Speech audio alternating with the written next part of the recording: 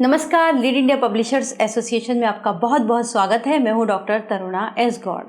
अगर आपको भी मीडिया फील्ड में रुचि है और पत्रकारों में भी रुचि है तो आपके मन में एक सवाल होता होगा कि आखिर एक पत्रकार की सैलरी कितनी होती है। उसको लेकर विस्तार से हम आने वाले समय में वीडियो बनाएंगे। लेकिन जो आज का वीडियो है वो एक खास एंकर के बारे में है जिसका संबंध जल्द ही दूरदर्शन से होने वाला है। दूरदर्शन कुछ तूफानी करने की तलाश में है। इसके लिए वो आज तक के प्रसिद्ध एंकर सुधीर चौधरी की सेवाएं लेने जा रहा है। खबर है कि प्रसार भारती ने दूरदर्शन पर एक शो के लिए सुधीर चौधरी के साथ अनुबंध किया है, कॉन्ट्रैक्ट किया है। इसमें 1 घंटे का शो प्रसारित होगा और उसके लिए सुधीर चौधरी करीबन 15 करोड़ रुपए दूरदर्शन से चार्ज करेंगे। इस मामले में दूरदर्शन की काफ़ी आलोचना हो रही है कि आखिर दूरदर्शन को अपने उद्धार के लिए इतनी महंगी सर्विसेज क्यों लेनी पड़ रही हैं और चयन प्रक्रिया क्या थी, किस आधार पर उन्होंने एक निजी टीवी के चैनल एंकर को चुना। इस पर टीएमसी की राज्यसभा सांसद जो पूर्व पत्रकार भी रही हैं, सागरिका घोष ने एक पोस्ट लिखकर कहा है कि आज संसद में मैंने सुधीर चौधरी और नफरत और झूठ की टीवी न्यूज फैक्ट्री को आड़े हाथों लिया। इसके अलावा भी मीडिया जगत में तीखी हलचल है कि आखिर सुधीर चौधरी को क्यों चयन किया गया। इसके पहले हम बात थोड़ा दूरदर्शन की कर लेते हैं। 90 के दशक से पहले जितने भी समाचारों का प्रसारण होता था वो हम जब इलेक्ट्रॉनिक फॉर्म में देखते थे वो केवल दूरदर्शन पर आते थे।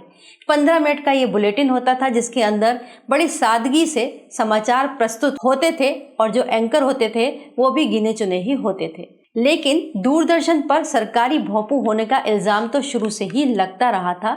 लेकिन असली इसकी जो दुर्दशा शुरू हुई वो तब शुरू हुई जब साल 1992 के अंदर निजी टीवी चैनल की शुरुआत हुई और इसकी शुरुआत हुई जी न्यूज़ के साथ। जी न्यूज़ ने पहला अपना जो निजी चैनल था वो स्टार्ट किया। इसके बाद 24 घंटे की न्यूज़ में दूरदर्शन लगातार पिछड़ता चला गया और जो निजी चैनल थे वो लगातार अलग अलग तरीके के प्रेजेंटेशन में न्यूज़ को देने लगे। न्यूज़ पर चीखना चिल्लाना हल्ला मचाना शुरू हो गया, म्यूजिक के साथ न्यूज़ आने लगी और भी बहुत सारे प्रयोग होने लगे। इसमें दूरदर्शन शायद उस वक्त कॉम्पीट नहीं कर सका। इसे अच्छा कहें या बुरा ये आप लोगों के ऊपर छोड़ते हैं। लेकिन फिर दूरदर्शन ने सोचा कि अपने आप को कुछ सुधारा जाए, रीवैम्प किया जाए। इस संबंध में दूरदर्शन ने साल 2024 में एक पहला एक्सपेरिमेंट किया और अपना लोगो बदला। लोगो जो बदला तो वो पहले लाल कलर का लोगो था और बाद में वो ऑरेंज हो गया। ऑरेंज कहें या भगवा ये आपके ऊपर है। लेकिन अब दूरदर्शन ने एक चौंकाने वाली खबर दे दी कि दूरदर्शन के ऊपर सुधीर चौधरी 1 घंटे का शो करेंगे। वही सुधीर चौधरी जो आज तक पर ब्लैक एंड व्हाइट प्रोग्राम को लाते हैं। इस 1 घंटे के शो से सुधीर चौधरी की एंट्री दूरदर्शन में होगी और उनका मेहनताना सुनकर आप भी हैरान हो जाएंगे।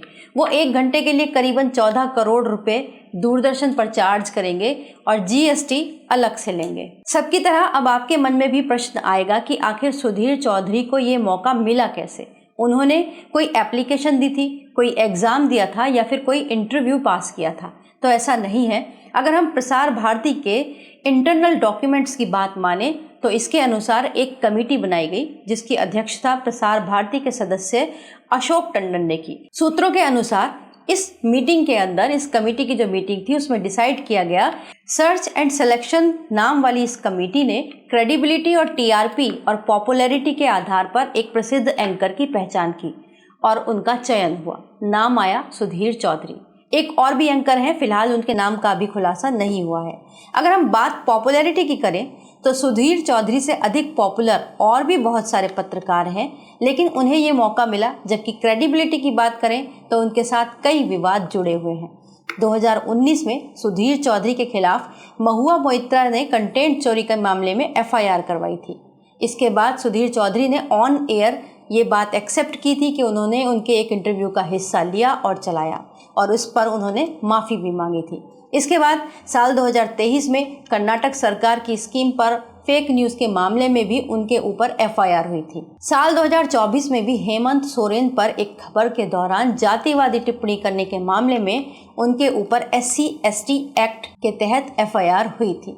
तो लगातार सिलसिलेवार अगर हम देखें तो साल दर साल उनके ऊपर केस होते रहे। इसके अलावा भी कई मामलों में उनके ऊपर धार्मिक भावनाओं को भड़काने, आहत करने और सांप्रदायिक सौहार्द को बिगाड़ने के आरोप और विवाद उनके पीछे लगते रहे।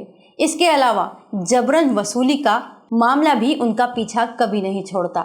इस आपराधिक मामले में तो वो जेल की यात्रा भी करके आए थे, जब कांग्रेस सांसद नवीन जिंदल ने उनके ऊपर खबर न चलाने के लिए पैसे मांगने की पेशकश करने के आरोप लगाए थे। तो आप क्या समझते हैं इस पर कि आखिर सुधीर चौधरी दूरदर्शन में जाकर रीवैम्प कर पाएंगे या मरते हुए दूरदर्शन को पॉपुलैरिटी दिला पाएंगे? क्या उनका चयन सही था या गलत? इस पर आप भी विचार कीजिएगा।